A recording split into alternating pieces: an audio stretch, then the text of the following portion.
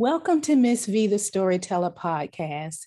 This podcast is for anyone who has lost their voice and want to get it back. I lost my voice at a very young age, and it took me years of pain and hurt to get it back. On this podcast, I will bring you personal stories that will make you laugh, cry, think, heal, and in some cases, propel you into making new and better choices. At the end of each story, I share with you my thoughts and I ask you probing questions to make you think. No one is perfect and no answer is wrong. So let's get started today with my special guest. I am so excited to have TK here. Now, that's not her name. That's what she told me it was okay to call her because I cannot say her name properly. Just like some of you can't say my name properly and you call me Miss V because you can't say my name right. And I don't like messing up people's names. So when we turn it over to her, she's going to tell us how to say her name properly. But I was so thrilled to meet her. Listen to me, you all. Y'all know I was a teacher and I taught second grade. She taught second grade. So, we had stories and we were just going, I was telling her stories that I shared with my kids and she was telling me, and I was like, she has got to be on the podcast. And her favorite subject is history. I love history. So you knew right there that me and her was like click, click, click, click, click. So I'm so excited for her to be here. And the fact that she's in Japan, she's in another, she's on another day, but she got up this morning to come and to be with us. So with all of that said, TK, tell us a little bit about yourself.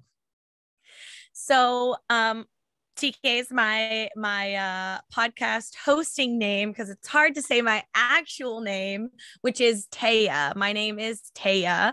Yeah. And as Miss V said, I am an elementary school teacher. Last year I taught second grade. This year I teach fourth grade. I teach at an international school in Japan. So I've got all mix of kids from Japan, from China, from America, all over the place. I am a history lover and a podcast creator. So that's what I do. Yes. So you all know we're going to have a great conversation and we're going to bring the stories because when you work with kids, believe me, you have stories. Parents, when you have children, you have stories. So listen, so I know you listen to the podcast and we talking and I know there was lots of stories that you like, but which story resonated with you? So the story that resonated with me the most was Laughing Will Get You Sent to the Office. Yeah. Oh my God. You all listen. When I told that story, that was the first time I ever got in trouble in school because I was scared, shy, and getting in trouble was just not a part of my what they call it, it was just not a part of me. It was not your MO. It was not my MO. Thank you. Thank you.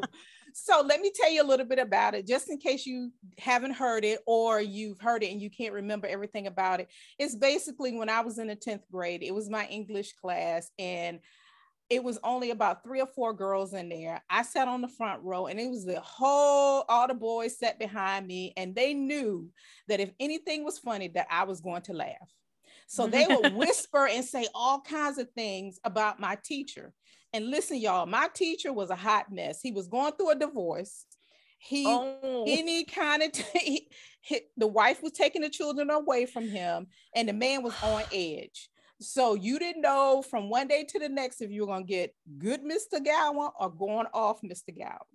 Well, on this particular day, this was not so good, Mr. Gowan, because he looked at me and he said, what is so funny? I need you to stop laughing. And I'm like, okay, I'm sorry. I apologize. But the boys kept on and kept joking him. I mean, they was joking him so hard. Next thing I know, I get put in the hallway. He puts me out of the class. I'm in the hallway. Never been in trouble before. Y'all, I'm standing in the hallway, scared to death. He comes out in the hallway and he gets in my face and he's like, Valeria, I just don't understand why you think everything is so funny. I don't have any problems with you. You're a good student, and I don't understand why you keep laughing. Anyway, I'm turning my face back and forth because listen, y'all, Mr. Gowan had breath that was like a dragon. It was hot. And to stand there and to smell that breath was too much for me to take. And I don't know who took over my body. Okay. Because I wasn't a talker, but somebody jumped in there and said something. And listen, he was hot. He just sent me to the office. I had to go to the office, and you all have got to listen to the story to find out what happened, because the assistant principal, when I told him this story, you know how I'm sitting here, me and TK are laughing. Listen, he was weak. So, so TK, what did you think about that story? Oh my gosh, I love that story so much. I love that story like as a teacher, because I do have those kids, especially with fourth graders. I've got those kids that just laugh all the time at everything, and fourth graders have jokes. They do. So sometimes my fourth graders will like joke on me and roast me, and I'm like, you guys, I'm too sensitive for this. We can't do this right now. And then I also thought about it from the point when I was a student, and I had the exact opposite experience of Miss V. I talked too much in school. Wow. Yeah, I was constantly in trouble for talking way too much. And this story in particular reminded me of my second grade teacher. So I had a second grade teacher, and her discipline, like classroom management style, was using these stop signs. And so everybody started the day with like a green stop sign. And if you got in trouble once for talking too much or not raising your hand or something like that, then you'd get a yellow stop sign. If you got 2 yellow stop signs, then you get a red stop sign. And if you got a red stop sign, then you got a message home, and your parent or whoever had to sign the stop sign, like saying like, I acknowledge, I know what happened, you know, we're going to talk about it at home, something like that. And let me tell you, I got a stop sign almost every single day of second grade. Oh my God. Almost every single day of second grade, because I wanted to talk. I wanted to tell people things. And everybody else in my class was so slow. They didn't want to say anything. And I had so many ideas. You mean they were me? Not talking, being quiet? Exactly. You're saying that if I was in class with you, I would be like the ones quiet and you would be all the talking? Go ahead. Yes. Exactly. I had all these quiet kids in my class, and I was like, why didn't you guys want to say anything? Come on, let's go. We're talking about things. This is interesting. Or I would just have a thought pop in my brain. And my second grade teacher did not prefer that. She preferred the quiet kids. Yes. Because she was a lecturer type teacher. So I would get in trouble almost every single day. And I started the day off with a yellow stop sign. I didn't see a green stop sign in my life in second grade. And listen, as soon as you walked in the classroom, she just walked over and just put it on yellow. She didn't even like, no. But you know, when I taught second grade, even kindergarten and first grade, I used to do that. Preschool, it was on the door. And they were moving. It wasn't necessarily always stop signs, but there were colors, and the colors were the same. It was a stick, and you got moved over, and you got moved over. And I didn't even really have to say anything to the parents, because when they came in, they saw it, and they were like, why are you on yellow? Or why are you on red? What happened? And I would just walk up, tell them. And I used to tell my kids this all the time. I know it's bad, but I was young at that particular time. I would tell the kids, listen, anybody that's on yellow and red, when your parents come, I think you need to tell them what happened in the class to get your color changed. Because if I tell them what happened, I'm going to embellish. And the kids was like, what does that word mean? I'm going to add to the I'm going to tell you. I'm going to make it worse than it seems. if it's a situation where you hit somebody, I'm gonna make it seem like you almost knocked them out and they passed out. So I think you should tell them. And then the eyes was like, oh my God, if she tells on me, she's gonna make it worse. And they would spill the beans. As soon as their parents came, no, don't say anything. I'll tell it. And then they would tell, they were telling themselves. But wow, see, I would have not liked you too much because no, I wouldn't have. And the teachers, I probably would have been her pet because I would just sit there so quietly. But you know, what's so funny about that is later in school, I would get notes home. The teacher wanted me to talk. She wanted me to speak up. You know, if she called on me, I didn't answer a word. I act like I was mute. I didn't hear nothing. And she would send notes home and wanted me to talk. And you get notes home asking you to stop talking. Look, we could have been talking. Friends. We would have been friends. You know, I thought, now that I think about it, we probably could have been friends because, you know, they say opposites kind of attract. But all my friends are introverted friends who they don't speak. My husband is an introvert. My best friends are introverts. Yes. Oh yes. All of the people in my life. I find them and I'm like, you, I want you. They're drawn to you, you know, and now I'm still an introvert, but I've gotten my voice back, as you can see, and I talk. Oh yeah. And I think it's a buildup from all those years of me not talking. So it's like, oh, now she has a voice back and she won't stop talking. But I love that. Now, as a teacher, and I had fourth graders for 1 year. Yeah. And that was it for me. Fourth graders, listen.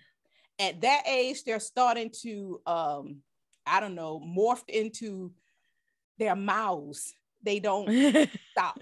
You know, like the first and the second graders and third graders, I can give them a look or a threat. I'm going to call your dad. You know, whatever. Yeah. Fourth graders, call them. You know, it's kind of like they don't care. They don't care. So please share with my audience, my listeners, one of your favorite stories from your fourth graders, if you have one, or your third graders, your second graders. So we have in my fourth grade, we were doing a unit on government. Okay. And it's kind of an ongoing story. It's still happening right now. So I had the bright idea of starting a class economy to get the kids like a hands-on feel of like how economy works, you know, how to start a business, things like that, kind of get them, you know, interested in things like that and kind of get a money sense, learn how to save, learn how to spend money, budget, things like that. And I was the queen of the fourth grade classroom. Okay, queen. And yeah, I was Queen Tehya, fourth grade classroom queen.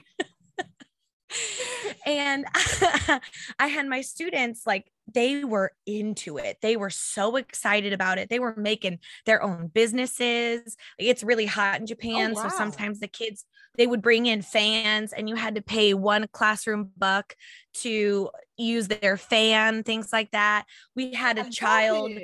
Oh yeah. We had a kid who was like, Miss Tehya, I want to be the banker so bad. And I was like, honey, go for it. He made an application himself and everything. Wow. Yes. Yeah. They made applications to like be a banker, to be the shopkeeper, to open up a store, things like that. They made classroom jobs. So I don't lift a finger at the end of the day to clean my class. They do it all themselves and they pay each other in these classroom dollars. But we started learning about monarchy. Okay. And the kids were like, yeah. Oh, like our classroom economy is a monarchy right now because we have, you know, Queen Tehya. And I was like, yeah, we do. And then we learned the word revolt. Oh. Yep. Okay. We learned about revolting. With fourth graders? And the fourth graders. Power. Oh my God. And then they were like, so if we don't want to listen to you, we can revolt. And I was like, yeah, I guess you guys could. And they were like, okay. okay. So these little monsters made propaganda, because we learned about propaganda a few weeks back. So they made propaganda posters against me. They made campaigns against me. They made like they did. They like there were 3 presidential candidates. They all made speeches after they overthrew me as the queen of the classroom. They were like, down with Queen Tehya. We're done with her. She makes us pay rent on our desks and we don't want to pay rent anymore. Oh my God. I love these kids. I know. I love these kids. There was a full-blown revolution in my classroom, and now we have a president, and now I am no longer in charge of the classroom economy. You've been dethroned. You are no longer. You've been dethroned by 4th graders. I've been dethroned by 4th graders. So yeah, they did it in the proper way. And then they had a trial for me. They had a trial and they were like, well, what should we do with Miss Tehya? Should we, because we learned that like after some revolutions, like with like Marie Antoinette and things like that, you know, the monarchy was killed. And they were like, well, you know what? We won't kill Miss Tehya. We're just going to treat her like the emperor of Japan. Like he doesn't really do anything. Like he's still the emperor, but she could just stay there and like she can, you know, be the queen, but not actually be the queen, and we'll run the classroom economy. And I was like, I'm simultaneously so proud and really annoyed. No, but I love this. See, I love kids. Listen, I love kids and I love the way they think. Now, I don't like 4th graders, but I like your 4th graders. Let me take it back. I did not like teaching 4th grade because I think I shared this story with Tehya when we first met about the 4th graders I had, and me and another teacher, we team taught. And so we would meet at the bathroom every day for her and I to switch off class. I would take her class, she would take mine. And that was the time for the kids to go to the bathroom and get water and whatever, while her and I, you know, she would tell me whatever I need to know and vice versa. Yeah. Those girls every day in the bathroom was an issue. It was like, are you kidding me? Every day in the bathroom. And then when we get back in class, I'm ready to start instructional time, you know, to go over everything so they can get to their classwork. And this one student always asked to go to the bathroom as soon as we got in. I'm like, what is going on with you all? Every day, as soon as we come in, you ask, can you go to the bathroom? Well, I can't go to the bathroom when when we switch off. Why? You all going there together? What is going on in the bathroom? So somebody confessed and said, you know, every time they go in the bathroom, you know, they talk about each other and they say mean things or whatever. So I always say speeches. I gave one of my famous speeches and I'm like, listen, we're going to solve this today. When you go into the bathroom, you are not to part your lips unless you're saying something nice. If you can't find anything nice to say, close your mouth. Don't say it at all. If that doesn't work, I will come in the bathroom with you all. And you don't want me in the bathroom because you won't be able to go and prep and all those things like that, because it's going to be an in and out, in and out, in and out, in and out. But I made it through that year. But after that, I said, you take me back here. You give me my kindergarten, my first and my second grade. Those are my babies. I love giving a look or a threat. Let me take out my phone. I'm gonna call your dad right now. Yeah. Yep. Yeah. It does not work in the 4th grade. They're like, call him. Call him, do it. So how does you and your parents get along? How does the parents? I get along really well with my parents. I am super, super fortunate in that my class size is really small because I teach at a private international school. I have 10 kids only. So I have a really close relationship with the parents. And they're all really great. They work so much. The work culture here in Japan is bananas. So all of these parents work, but even though they work, they really have a good like communication. And if I say like, hey, I need this to get done, it usually gets done within like a few days. So, and I have the added benefit of being able to speak Japanese. So not all of the parents that are the parents of my kids can speak English. So sometimes that's a little bit of a barrier. Because when you're talking about, sensitive subjects, behavior or possible learning disabilities or points that students need to work on or something like that, then that can get a little bit difficult trying to nuance that situation. Yeah, exactly. So, and there's a lot of technical words, in education, there's so many technical words. So sitting there like with my dictionary, like, well, how do I say this? That is a little bit difficult, but all the parents are super, super nice. So I like them a lot. I had one year I had, well, it was like, I think it was 2 years in a row, I had the best parents in the world. They were so supportive. And even today, we're still friends. As a matter of fact, the very first guest that I had on my show was one of my parents. I taught his son. Yes. And I wanted him to be on the show because him and his wife, they supported me so much. And That's a awesome. lot of my parents did. And I love it. But when I moved on, that was one of the reasons why I left, because the parents, they started to change. And I went from private school, which is different when parents are paying money, it's a whole different world. Whole different world. Go to public and they're not, that's a whole different world. And I'm like, I don't know. I love children and I will fight till the end with a child. But what I'm not going to do is keep fighting with your mom and your dad.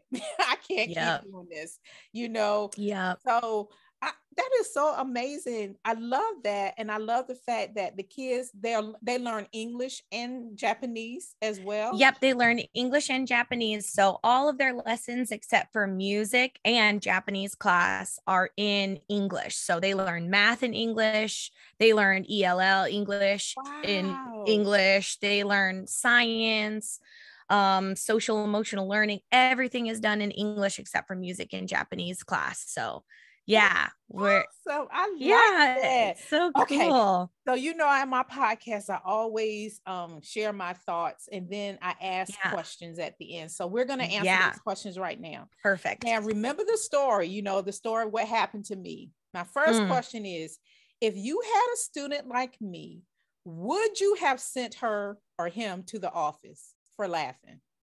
Absolutely not. Absolutely not. Isn't that crazy? No, that's so, like, I understand teaching is a hard job. Teaching is a really hard job. And it's really hard to separate things that are going on in your life. Like, now hindsight is 2020. I'm sure you can look back and be like, ooh, Mr. G was having a hard time. Like, I can understand that. I think it was the breath comment. Yeah. I think it was the breath comment. Don't you think it was the breath comment that got me sick? Really, it wasn't the laughing in class. He just put me off laughing. But honestly, I mean, really, it was the breath comment. And I don't know who took over my body. But go ahead. Right. But even that, like, if I had you in my class and you were not a chatty person but you were laughing, I would have been like, yes, she's laughing, she's having a good time with her students, that's great. Maybe give you a little like, hey, bring it in. I know we're excited about it, I'm excited that you're excited, but we gotta take it down. You're at a 10, I need you at like a 4. And you know what, if you I would have never gotten in a student's face to have the breath comment be stated in the first place. Exactly. Right. That's right. That's what because I'm going to answer the question myself. And I definitely would not have sent a child to the office for laughing. Now, maybe in the hallway, if they couldn't control themselves. Like, hey, and I probably went out in the hall and talked to him, look, if you can't pull yourself together, you're just going to stand on it. But definitely, I would not have gotten in their face like he did, because he was like in my face. Anytime you're that close, I feel like I was getting weak in the knees. I'm about to pass out. Like, this is a dragon. He was about to burn my face off with his breath. It was so bad. Okay, let's answer the second question. Yeah. Have you done or said something while in school that was out of your character? If so, what was it Mm. and how did you recover from it out of your character? As a teacher or a student? Either. So I'll answer both. So the time that I can remember, as a student, I was super chatty, cheerful kid. Like I genuinely, even if my teachers didn't like me, I genuinely liked my teachers, except for my algebra teacher. Except for my algebra teacher. And I swear to you, this is the reason why I am not good at math to this day. I had this teacher, and she was my algebra teacher, and I had to take it my senior year of high school. It was like algebra 3 or whatever. And she I have ADHD and dyslexia. And so math Oh is my not my God. forte. I have Yeah. dyslexia. Oh Yeah. my God. When The best people do. There we The go. best That's people do. right. Oh my God. Go ahead. So math was hard for me because number sense is difficult for people with dyslexia often. So I was having such a hard time, and I would go to her all the time, and she was used to having kids that were really advanced that she didn't need to really teach. She would just give them the material and they were good to go. I was not that way because this was an advanced math class, and I was taking other advanced classes, and I could do the math, but I needed help. And she was not willing to help me. And so one day in the math test, I was sitting there and I started to cry because I just couldn't, like, I couldn't, the numbers just didn't make sense. And I started to cry. And she said, well, that's what you get when you don't study. And I slammed my hands down on the desk. Yeah. I stood up and I said, this is what happens when I have a SHIT teacher. Oh no. And I walked out of the classroom. Okay. Yeah. That was definitely, that was definitely one. Yeah. That is so out of character for me. I don't do those kinds of things because I'm not an angry person. I usually, if people say something, okay, whatever, you're entitled to your opinion. I do not have to receive that information. But I was too overwhelmed. I understand because Yeah. it wasn't numbers per se for me. It was letters out of the place. Because even now when I go to read, it takes me a minute for me to get the order of the words together, and then okay, now I got it, and then I could go ahead and read. And people don't understand when you have dyslexia. If they don't have it, they really have a hard time understanding. And I understanding what it is. Yeah, right. I didn't find out about it until I was older, so I didn't know that's why I was struggling in school. I wish they had known that's what it was. And it wasn't until I was in college for education that I found out, oh, that's your problem. Because I felt like I had to study even harder than everybody else. And it took me longer, to get it. And it's very frustrating. Just like you said, wow. Oh, yeah. This has been so much fun. Thanks. Talk to you for hours. I'm telling you, we have so much in common. And then you talked about dyslexia. I'm like, oh my God, this lady is like me. Yeah. So similar. Yes, we are. And this is why I do this podcast, because I get to meet people from all over the world. And it just shows us, although I know you're originally from the States and you moved over there, but still it's like, it just shows us how much we have in common, even though we have different backgrounds, we have different parents, we're different colors and all that. At the end of the day, we all have the same similar stories. Truly. We all have gone through the same things. Oh, so much. So I want to give you an opportunity to tell us about your podcast and anything else you have going on. Yeah. So in addition to being a fourth grade teacher, I host and voice and edit and do everything on a history podcast called For the Love of History. And it's a really digestible, short podcast. Each episode is about 20 to maybe 30 minutes long, perfect for a commute. And I talk about weird history, women's history, and world history. So we can talk about the Dahomey Amazon warriors, or we can talk about the history of the fork, or we talk about badass women in history. Just so many different topics that I like to cover because they're interesting. And I think that representation in history is so important. Yeah. So that's what I try to do. I try to bring the representation of things that are not presidential history or the Tudors or European history. Like those things are great, but there's so much information about them already out there. So I want to bring light to the topics that, you know, are still in the shadows. So yeah, that's my podcast. And then I also have an Instagram where I do reels with history facts, talk about my life in Japan. Yeah. I, you know, make little videos and stuff like that and post. And sometimes I'll talk about Japan and yeah, just another little history outlet I love for me. that. You know, I love history. So I love it. So if you're out there and you're a history buff and you want to talk about or listen about history, please make sure you visit her podcast. And I'm going to make sure that it's in the description so you'll be able to get to her. Well, TK, thank you so very much for being on my show. I knew you were going to be great. I love the fact that it was a light, good-hearted, funny episode, because sometimes my episodes are a little bit deeper, but I love you. I love having you here. Thank you. I love you too. It was so much fun. All right, take care. Thank you. Thank you for taking the time to listen. I pray that this episode will make you think about your memories and how they have impacted your life. If you like what you hear, you can follow me on Facebook, Instagram, LinkedIn, and YouTube, or you can visit my website.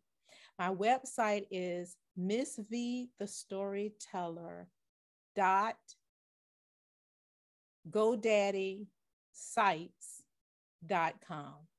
And I will make sure it's in the description because it's fairly new. I changed providers, and so I have a different one. So I'll make sure it's in there. Anyway, friends, thanks for listening. Bye.